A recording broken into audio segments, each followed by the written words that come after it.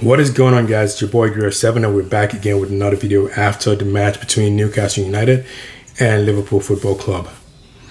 Now, what do I think about the game? Prior to the game going through, my prediction was actually a 4-1 or 3-0, looking for us getting a 3-0 win. But it looks like I was ignorant about a lot of things going into the season, and this is pretty much our first real start and our first review of what we kind of look like right now. Okay, as you guys know, the match ended in 2-2, and we, in all honesty, we're actually lucky to have actually gotten that, draw based on the way the game went through. And Newcastle had a lot of chances to actually extend their lead. When we equalized, there was a chance for us to try and press down, but it is pretty clear that when we are the front foot, we don't know how to defend.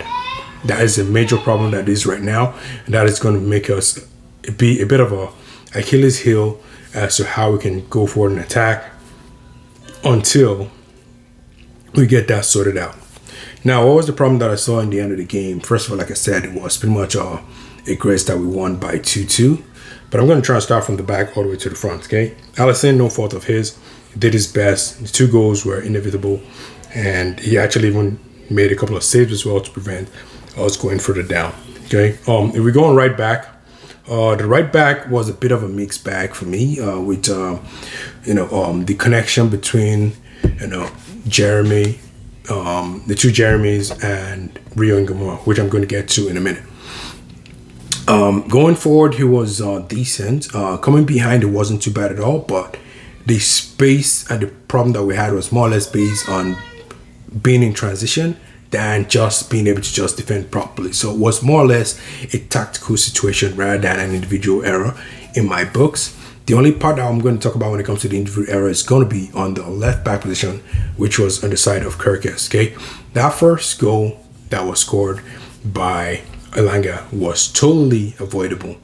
Prior to any game that you start, you're going to know your strengths, you're going to know your weaknesses, you're going to know your opposition's strengths and weaknesses. Now, there aren't too many defenders who can keep up with Elanga during the early parts of the game, where he's pretty much at his absolute best when it comes to bursting forward. Yeah, towards the end of the second half, he can sort of slow down a bit because obviously he uses energy up. But at the beginning of the game, you know that when it comes to a one-on-one, there's a slight chance that you're going to be able to keep up, when it comes to being a defender. Okay, and in the initial pass, I went to Elanga before he played the 1-2 with who was the striker up front. His name got off my head right now. But before he played that first pass, he could have been blocked off. Could have been a professional foul because we're definitely light. Every part of our midfield, Gravenberch was supposed to be our deepest at the back. Szoboszlai and of course Wirtz were all up front, and there was no connection between them and the defense. So it was all pretty much all scrambling back, and you had to take that professional foul, not just try and play that you can keep up, because you want to show that you're a good defender. Now, there aren't too many defenders at left back are as good as Kirkes right now when it comes to defending, but there are certain scenarios that you don't want to put yourself in that position to make yourself look like you're a poor defender, because that was actually poor defending or poor mindset when it comes to linked to that first goal. Okay, so, and then of course with the second goal, we're going to get back to that in a minute. That was more or less from the midfield's position. Okay, so when Whistle was going with the ball, the likes of Szoboszlai and Gravenberch could have fouled him. None of them were on a yellow card, so they could have fouled him, and that could have actually saved us some trouble. It seems like there is one characteristic that Liverpool has always had. We are not the kind of team that tends to go to ground when it comes to winning back the ball. We like to do like what you call the low tackle rather than the hard tackle in most cases. It's very rare that you see a case where we actually do hard tackles. Only feel like McAllister will attempt that, and typically they're usually cynical. So in the centre back pairing, Van Dijk and Xhaka in the first half, Araujo came up to close the game in the second half. Van Dijk's marshalling was reminiscent of the beginning of last season, where it was like he was sort of like looking for who was at fault whenever things weren't going great. I think he needs to calm down, remember that he is the boss, and he has to just try and make sure he can guide, the players accordingly as well. Sometimes I see you tell Kirkes to go to the back, Kirkes like he wants to go to the front.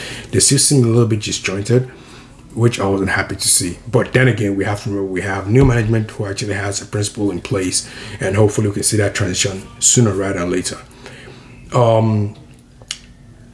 A defensive midfield, Gravenberch, we already know what Gravenberch's strengths are. It's always very good when it comes to progressive play. He will carry the ball forward at the right opportunity.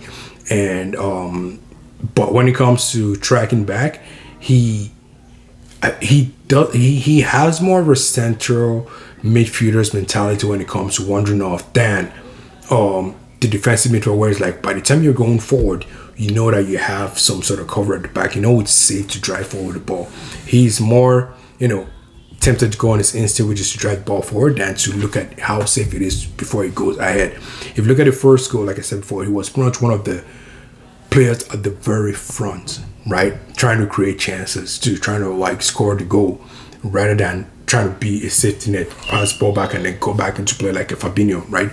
But then again, if we look at the way the system that Iraola is trying to put in our team right now, what he's trying to do is that every single person should be able to move in their position to be actually defensive at the same time as being offensive. He's not looking to just have a specialist like a Fabinho who's just going to stay and just cover the back, or the likes of, from other teams. You can talk about I don't want to use Rice. Rice bombs forward as well, but he bombs forward at the right moment. Like Caicedo, for example, he will pretty much protect the back forward for the most part, and then he only drive forward, typically not being at the very tip of the midfield, just probably a late comma in case there's a chance for him to drill the ball into the back of the net. Jeremy Jacquet, he did decently well in the first half. There was up and downs, and in terms of typical first game of the season nerves, I think that would be the only thing I would say that I pretty much suffered from. And like I said as well, tactically, when it comes to that triangle, the way they pretty much are defending the play, they still need more work to become more in sync with one another. And Szoboszlai was Szoboszlai. He did do a lot of lost passes in terms of trying to release the ball, but maybe being too key when he released the ball. But in the most part, he was pretty much solid up front and at the back. Sometimes you see him at right back trying to take over whenever Jeremy would bump to the front. The only problem, like I said before, was that Newcastle were built. They were stationed to defend. And because they were pretty much stationed to defend, it was easy for them to break out, and we were pretty much already packed up up front, pretty much like a high line, like you say. All right. Wirtz, I think he was one of the most disappointing of the members today, because he didn't create anything. Even he can say himself, you see his picture after he was subbed, you could tell that he didn't do his best. He didn't make the right decisions when it came to passing. He wasn't creative enough. It was almost like he was trying to be too careful, rather than just being the expressive self. I think we need to remember that what makes Wirtz who he is the fact that he can actually express himself and pretty much be very flexible and let things roll.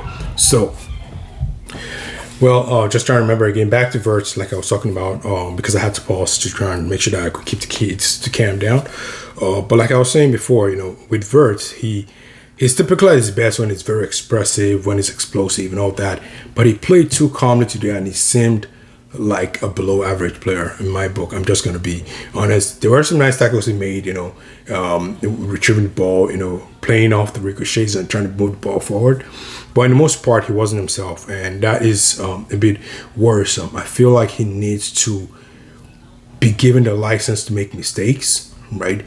So that way he doesn't let go of what actually made him who he is, and the reputation that he has. Otherwise, he's just going to fade away like another player who was pretty much overspent, and then the burden of the price tag became too much for him. So he needs to do better. He definitely needs to do better. I'm pretty sure he's seen the first game. I'm sure the manager has seen the game today as well, and pretty much has ideas of what to do to make things better and tick.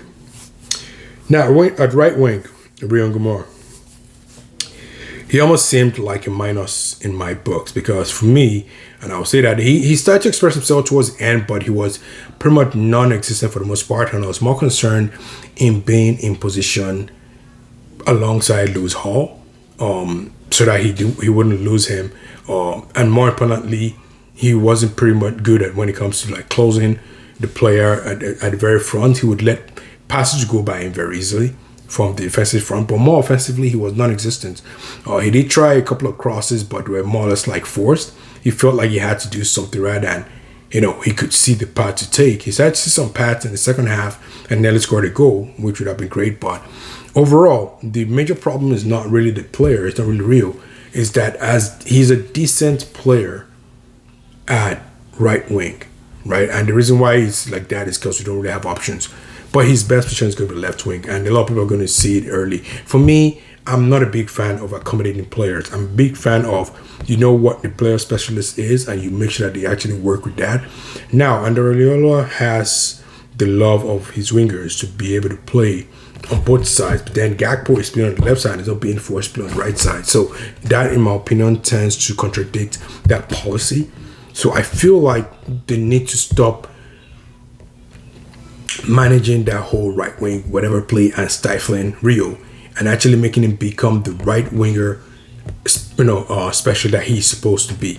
Okay, and maybe I would rather even see Gakpo being forced to play right wing, even though that's not his favorite position, because he's pretty good with his right foot. If you look at it, if he goes and he runs, he tries to cut back to make sure he crosses his right foot. He barely ever crosses his left foot. He would either use his outside foot, and it's very rare that I use the left foot. So why not try him trying to go down and then actually putting in a good cross for the likes of Isak to get on. Okay, and then with Gakpo, there was nothing new that I saw with Gakpo, to be honest. The same player, he tries to go and cut in. He would force his way to go on the outside because he feels like he wants to show that he's multidimensional. But he's pretty much a very, very effective cutting winger, where if he does work, then it works out. But then because a lot of players are more knowledgeable about how he plays and they know what it does, they'll pretty much block it off. So occasionally he would find a chance to score. And if you look at it, he didn't score from his regular position. He scored from the right side where the ball came to him, and he drew the ball into the back of the net. So that is also another thing as well, because that should make him become more unpredictable. If you actually want to try something, you should actually try Gakpo on the left side. I think if anything, right? Depending if we have any transfers coming through, because right now this shows where we are. We do need more players, okay? And of course, up front, Isak. Well, for me, there is no surprises as to what is happening with the case of Isak right now. Isak is a hold-up play kind of player, and then he is an excellent finisher. He is not the type that would really do major runs, like in Nunes, for example, run through the middle and then eventually put the ball in the back of the net. He's more likely going to do touch-and-go plays, put himself in the right position, and then put the ball in the back of the net. Now, if the rest of the players around him aren't fitting him with the ball, he's going to become frustrated. He's going to become, unfortunate.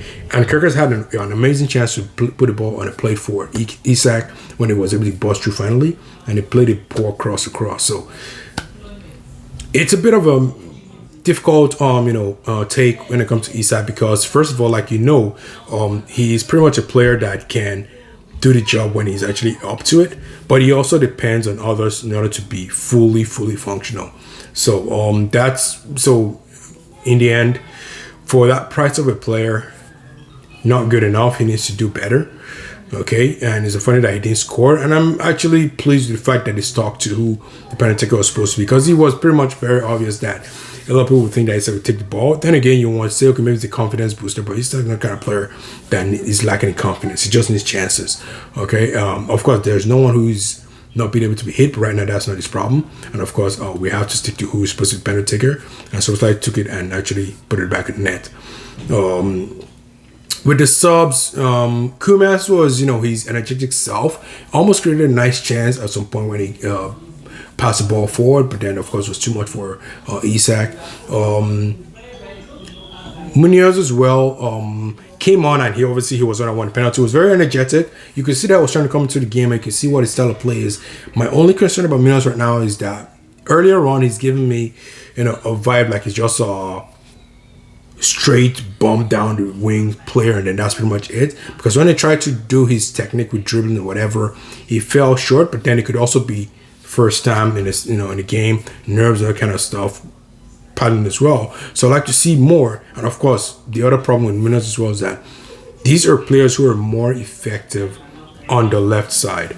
Araujo came there, and it was he played solidly. didn't put a foot wrong. His only problem was his long balls to the wing. They were always going out of play. He hasn't gotten his range yet, so that pretty much is a challenge there. And last but not the least, who else came on for us? I feel like there's someone. McAllister came. He did put in a good shift there. He was his usual self. Nothing too, fantastic from an offensive standpoint, but defensively he was solid. He was able to help calm down the play against Newcastle.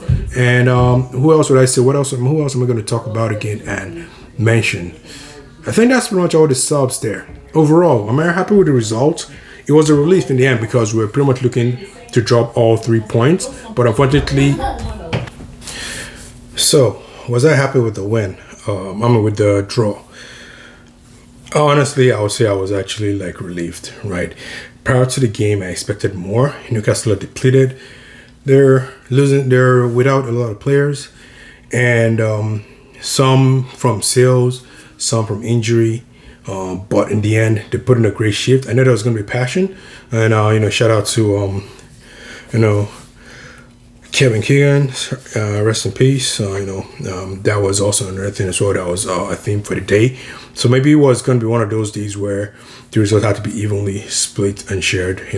Shiiii with how we have a legend who was equally, if not to a slight degree, more for us, impactful to the club. So 2-2 to Newcastle. That's pretty much it for the day. How do I feel going to the season right now? I feel like there's more work to be done. And hopefully we can take 3 points in the next game. It's your boy, Gear 7, signing out. Chat with you guys soon. Peace.